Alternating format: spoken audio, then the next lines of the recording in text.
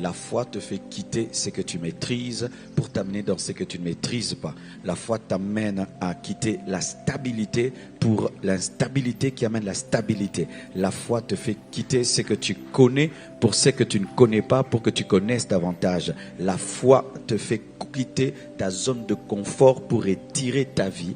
Et chaque fois que Dieu viendra dans ta vie pour t'exiger la foi, c'est parce qu'il veut étirer ta vie, élargir ta vie, agrandir ta vie. C'est pourquoi il te fera quitter des choses que tu connais pour des choses que tu ne connais pas, des choses que tu sais pour des choses que tu ne sais pas, les choses que tu maîtrises pour des choses que tu ne maîtrises pas. Mais ce n'est pas parce que toi tu ne maîtrises pas que Dieu ne maîtrise pas. Il t'a déjà dévancé en Canaan lorsqu'il t'a appelé dans la maison de ton père.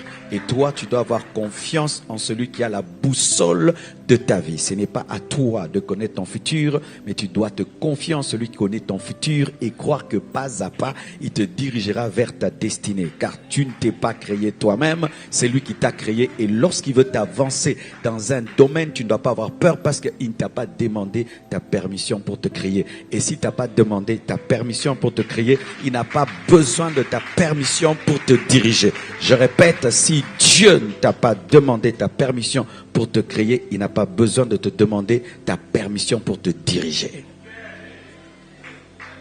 La foi t'amène à porter toi-même ce que Dieu veut que tu portes.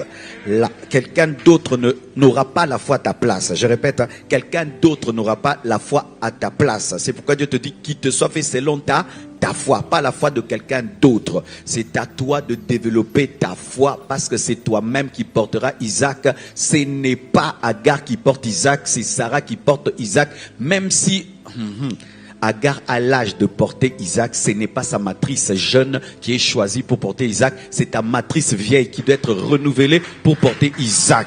C'est pourquoi dans le domaine de la foi, tu ne dois jamais t'appuyer sur la foi des autres parce que c'est toi-même. De la même manière, tu respires avec tes propres poumons. De la même manière, tu vois avec tes propres yeux, tu croiras avec ta propre foi pour engendrer ton propre Isaac. Si ton voisin a la foi et toi tu n'as pas la foi, Dieu touchera ton voisin et ne te touchera pas parce que dans le domaine de la foi, c'est toi-même. Toi-même.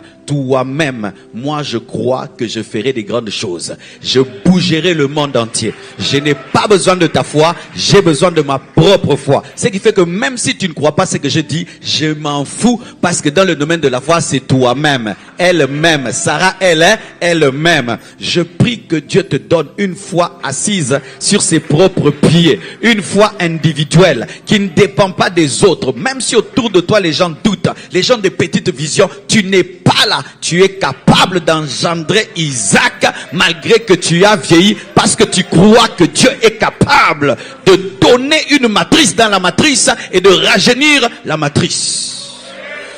Donne-moi l'amen. Hein? Et verset 17, la Bible dit ceci: c'est par la foi qu'Abraham offrit Isaac. Pour donner, il faut croire. Car l'offrande quitte le présent, mais demeure dans la vie. Toute offrande que tu as donnée n'a jamais été perdue parce que l'offrande quitte le présent pour entrer dans le futur. Et ta vie n'est pas que le présent, elle est aussi le futur. Et ton offrande te précède dans le futur, t'attendant en se multipliant. Si je donne à une banque l'argent maintenant et puis demain j'ai des intérêts, à combien plus forte raison quand je donne à Dieu? Tout ce que vous avez donné a quitté la main, a quitté la poche, mais n'a pas quitté la vie. Parce que la vie est au-delà de ta poche. La foi voit l'invisible et se laisse changer par l'invisible. La foi voit l'invisible et n'est pas effrayée par le visible. Ce qui fait que les hommes qui voient souvent sont surpris par les gens qui ne voient pas. Car il faut que tes yeux se ferment au visible pour voir l'invisible, pour ne pas être effrayé par ce que tu vois. C'est pourquoi quand tu as peur, tu fais quoi? Tu fermes les yeux. Pourquoi? Parce que tu ne veux pas voir le visible pour ne pas avoir peur. Et l'homme de foi, sans fermer les yeux, les ferme parce qu'il est plus connecté à ce qu'il ne voit pas. Ce qui fait qu'on peut être dans la même situation. Toi, tu trembles. Moi, je ne tremble pas parce que je vois ce que tu ne vois pas.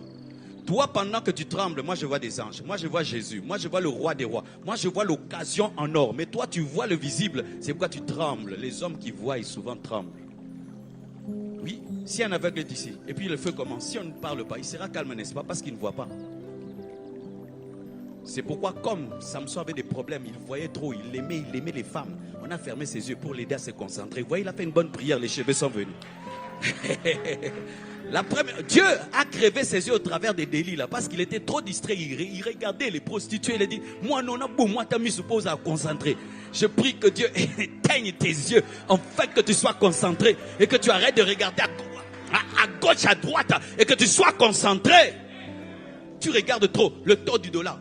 Je vais revenir la vérité. Je ne connais pas le taux du dollar. Je ne sais pas. C'est combien? Combien? Je viens d'apprendre maintenant.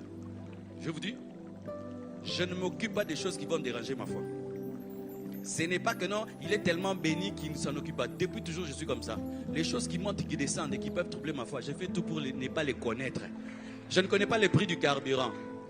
1 litre, c'est combien? Je ne sais pas, je viens d'apprendre ça maintenant. Et j'ai oublié directement. Pourquoi? Pour qu'on ne me dise pas, maintenant agrandis ta foi parce que le dollar est monté. Non, moi je suis toujours constant. Seigneur, pourvois. Comme toi tu connais le taux du jour, tu me donnes le taux du jour, tu me donnes le taux du jour, tu me donnes le taux du jour. Dieu n'a pas besoin que je connaisse tout pour qu'il agisse. Josué ne connaissait pas que c'est la terre qui tournait autour du soleil. Il a seulement prié et Dieu s'en est occupé.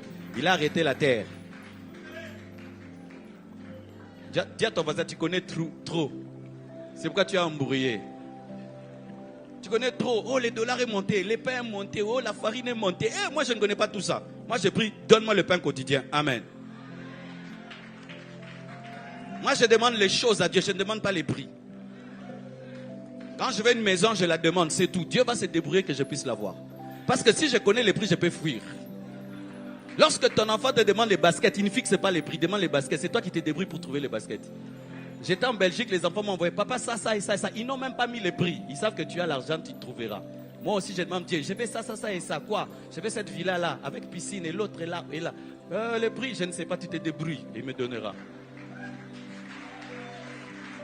Frère, il te sera fait selon ta foi. Si tu as une foi compliquée, ta vie sera compliquée. Si tu as une foi simple, ta vie sera simple. Tout dépend de toi. Tout dépend de toi. Tout dépend de toi. Tout dépend de l'étage où tu appuies. Deuxième étage.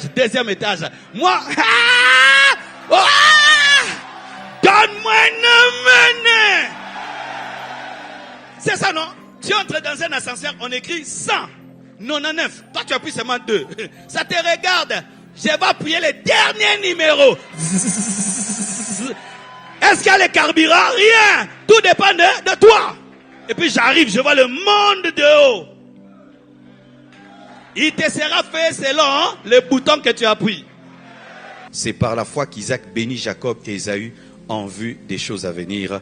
La foi t'amène à bénir tes enfants et dire tu seras riche, tu seras un grand homme de Dieu, tu seras une grande femme, tu te distingueras sur la terre.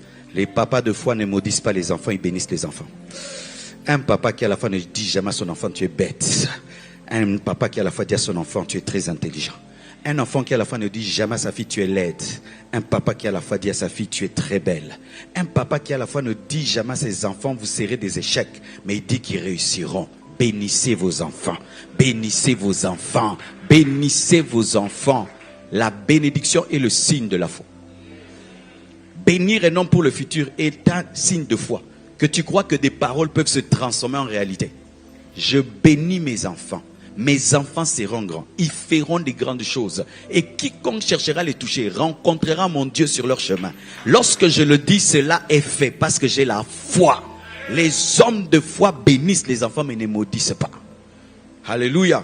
C'est par la foi. C'est par la foi que Joseph, mourant, fit mention de sa sortie. La sortie des fils d'Israël. Et qu'il donna des ordres au sujet de ses os. Il a vu au-delà de la vie. Il a cru qu'après lui, des choses se passeront. La foi ne voit pas que le présent, la foi voit l'éternité. La foi voit les choses qui se passeront lorsque tu partiras. Tu ne peux donner des ordres sur tes os que si tu crois qu'ils sortiront. C'est-à-dire que pendant qu'il mourra en Égypte, il croyait que Moïse viendra. La foi voit Moïse alors qu'il n'est pas encore né. La foi voit l'accomplissement de la promesse même si la réalité la contredit. Il est en train de mourir dans une terre étrangère, mais il annonce que vous sortirez. Et lorsque vous sortirez, sortez avec moi.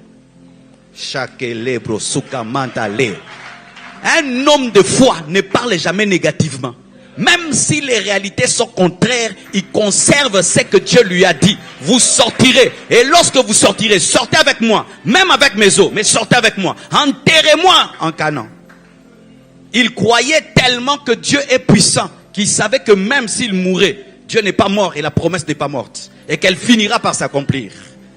C'est ça la foi, mon frère. Alléluia. Alléluia. Hey! N'aie pas peur de commencer. N'aie pas peur de commencer. N'aie pas peur de commencer. N'aie pas peur de commencer. N'aie pas peur de commencer. N'aie pas peur. J'aimerais dire à quelqu'un, c'est le temps de commencer. Même si c'est petit, même une grande pluie commence par une goutte de pluie. Une seule goutte peut annoncer le déluge. Donne-moi un amen.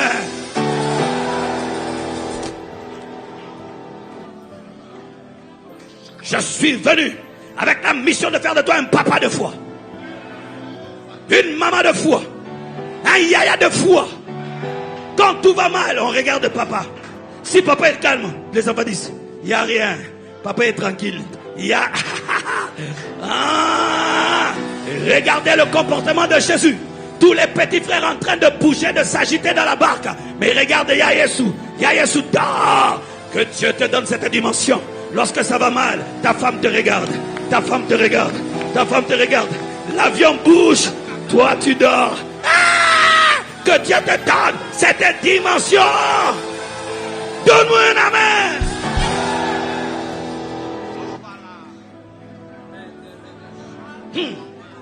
La foi calme la tempête. La foi reste calme dans la tempête et calme la tempête.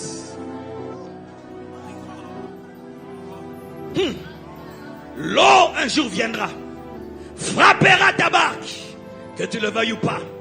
Tant que nous sommes sur la terre, un jour l'eau va s'agiter et va secouer ta barque. Le jour que l'eau viendra secouer ta barque, la foi n'oublie pas celui qui est dans la barque.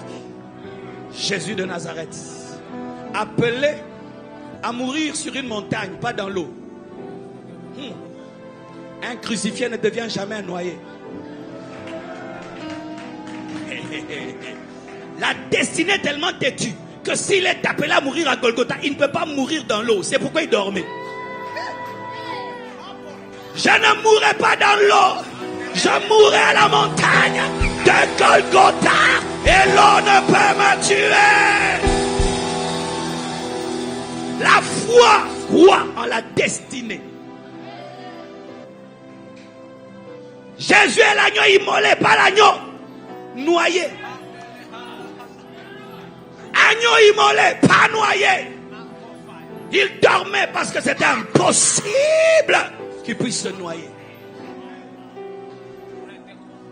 Par ses meurtrissures, nous sommes guéris, pas par son étouffement. Il devait avoir des plaies, des marques pour qu'on soit guéri. Mais si c'est noyé, il n'y aurait pas de plaies. Un homme de foi croit que si Dieu a dit demain je serai aux États-Unis, je serai aux États-Unis. Même si je n'ai pas de visa, j'irai aux États-Unis. Comment il peut faire qu'il y ait une guerre et tous ceux qui sont à côté de l'ambassade, on les amène vite aux États-Unis. Tu te retrouves là-bas. Si ce défi est naturel et est venu dans le monde de Dieu, je le vaincrai. Je refuse de regarder à la grandeur de mon problème. Je regarde à Dieu qui contrôle mon problème. La foi ne regarde pas la grandeur de la maladie. Ne regarde pas la grandeur de la dette. Ne regarde pas la grandeur des échecs. Mais regarde à la grandeur de Dieu. Oui, Goliath est grand. Mais Dieu est plus grand. Oui, j'ai un grand problème. Mais Dieu est la solution. Oui, j'ai une situation compliquée. Mais Dieu existe. Oui, tout le monde échoue. Mais Jésus a vaincu. La foi ne dit jamais le contraire qu'elle a dit dans la prière. Si quand tu pries, tu dis que c'est béni, quand tu te lèves, continue à dire que c'est béni. Ne bénis pas ton entreprise dans la prière et tu te lèves, tu maudis ton entreprise. Oh, ça va échouer et je vais fermer. Tu avais dit dans la prière que tu vas ouvrir et tu vas ouvrir. La foi ne change pas de langage face au défi. Même si c'est noir, Si ma foi dit que c'est blanc, c'est blanc. Même si c'est noir, si ma foi dit que c'est blanc, c'est blanc. Même si tout le monde me démontre que c'est noir, ce n'est pas noir, c'est blanc. Et ça se changera en blanc. La foi n'imagine pas l'échec. La foi n'imagine pas l'échec. Lorsqu'Abraham offre son fils, il attend une résurrection. Les hommes de foi ont une imagination de foi. Si j'ouvrais ton cerveau, qu'est-ce que je trouverais? Si j'ouvrais tes pensées, qu'est-ce que je trouverais? Quelqu'un qui imagine des petites choses, qui imagine l'échec, mal finir, ou quelqu'un qui imagine des entreprises, un grand ministère, un impact international. Qu'est-ce que tu imagines? Quelles sont tes pensées? Quelles sont tes pensées? Quel est ton langage intérieur? Ton langage intérieur. Qu'est-ce que tu dis à toi-même? Qu'est-ce que Marcelo dit à Marcelo? Dans le secret de mes pensées, qu'est-ce que Marcelo dit à Marcelo? J'irai, je toucherai, je serai guéri. C'est qu'elle disait.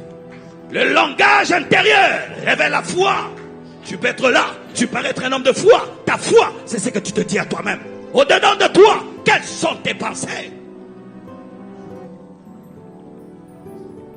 La foi. La foi remercie Dieu sans avoir reçu. La foi face au défi. Le défi est là, mais la foi dit merci parce que Lazare est ressuscité, mais il pourrit. Les hommes de foi ont un temps pour prier, mais ne prient pas toujours. Un homme de foi ne prie pas toujours. Il a un temps, il s'arrête de prier. Il commence à dire merci. Mais il n'a pas touché, il n'a pas palpé. Un homme de foi demande après, il a l'attitude de la chose reçue, mais il n'y a rien. Père, je te rends grâce. Non, Jésus, il est pourri. Il est dans le tombeau. Non, j'ai déjà reçu.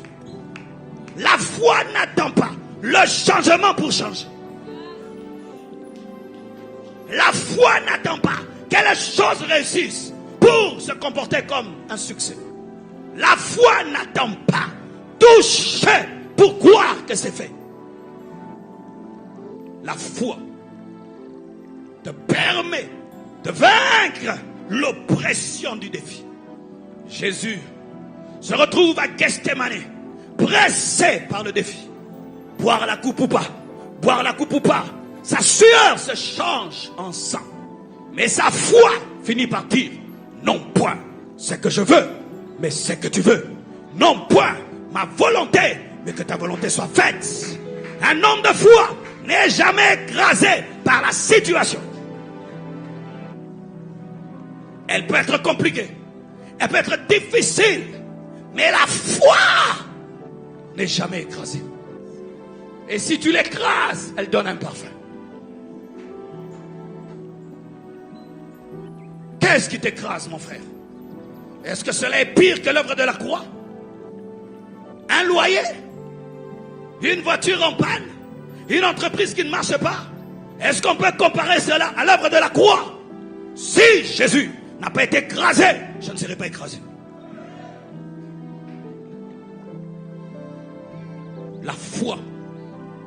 La foi te permet de bouleverser le monde, même si tu ne sors pas d'une grande famille. Même si tu ne sors pas d'une grande famille. Pierre, un pêcheur de poissons, a bouleversé le monde. Pourquoi? La foi. La foi n'a pas besoin d'un papa riche. La foi n'a pas besoin d'une maman riche. La foi n'a pas besoin des amis riches. La foi n'a besoin de rien, n'a besoin que de Dieu. Dieu! Notre bouclier, la foi. Quand tu portes ta chemise, tu portes ta veste, tu portes le manteau, ajoute la foi. La veste n'éteint pas la sorcellerie. La veste n'éteint pas la malédiction. Mais la foi anéantit la malédiction. Lorsque tu t'habilles, porte au-dessus de tout la foi. Et la foi a la taille de ta foi. C'est-à-dire que le bouclier que tu as, c'est selon la foi que tu as. Il y a des gens qui ont des petits boucliers. Il y a des gens qui ont des boucliers comme Goliath. Ça te couvre totalement. Rien n'est atteint. Plus tu grandis dans la foi, plus tu as un grand bouclier. On peut lancer des obus spirituels, nul et sans effet. On peut envoyer des flèches, nul et sans effet. La foi est une arme qui paralyse les armes sataniques. La foi a un extincteur qui éteint les flèches sorcelleriques et démoniaques. La foi a la capacité d'éteindre le feu du diable. La foi. Nous sommes dans un combat spirituel. En face, nous avons un véritable ennemi et qui a des armes qui fonctionnent. Car si ces armes ne fonctionnaient pas, ils ne pouvaient pas lancer des flèches enflammées. Mais la foi éteint. La foi. Homme, il y a la sorcellerie dans ta famille, et la foi. Il y a la sorcellerie au travail, et la foi. Il y a des magiciens qui travaillent avec toi, et la foi. Il y a la sorcellerie dans la famille, et la foi. Il y a des gens qui te cherchent dans les fétiches, et la foi. N'aie pas peur. Élève le bouclier de la foi. Ils te feront la guerre, mais ils te vaincront pas. Pourquoi? La foi éteint les flèches de l'ennemi. C'est pourquoi tu remarques, lorsque tu as des défis, Dieu fait grandir ta foi. Au lieu d'éteindre directement les flèches, non, il fait grandir ta foi. Parce qu'il sait que si tu as l'antiballe, aucune balle ne te tuera. Entrez dans le bunker de la foi. Le bunker de la foi. Lorsqu'il y a guerre entre Gaza et Israël, qu'est-ce qui se passe? Les Juifs entrent dans des bunkers, malgré les obus et les bombes.